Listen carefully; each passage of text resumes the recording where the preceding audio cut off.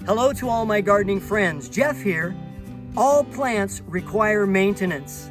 And today we're going to talk about shearing plants down to clean them up, manage growth, and to maximize presentation. Now, depending on the plant, shearing before summer ends allows time for the plant to push growth before it goes dormant in the fall. So, roll up your sleeves, put on your garden boots, and let's go to work. Let's talk about Spirea magic carpet. It's one of my favorite deciduous shrubs.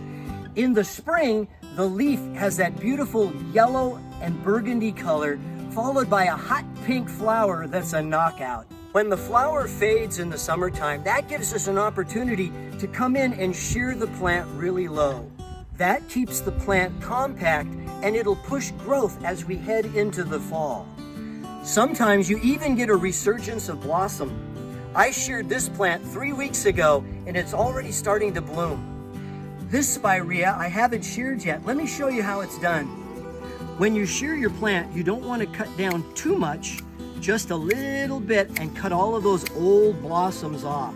This is the unsightly part.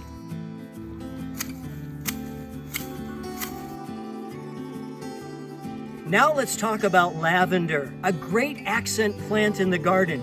Nice color, light texture, fantastic for pollinators. There's dozens of lavenders to choose from, but all of them require the same maintenance so that they present well over the years.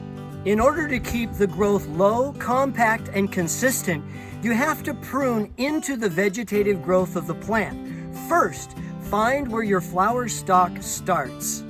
Find this node at the end of the flower stalk.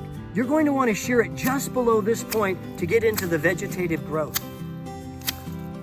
Okay, this is about as tight as perhaps you want to make it. Notice how we have separation now between the sedum and the blue star juniper.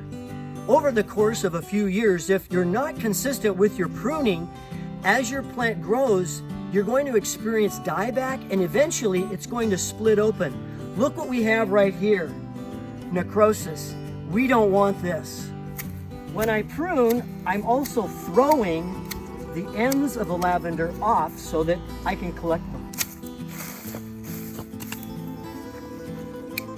I'm going to cut this necrosis out and then shear this a little tighter around the edge to hopefully push more growth and fill the empty space. All done, and look at the bounty.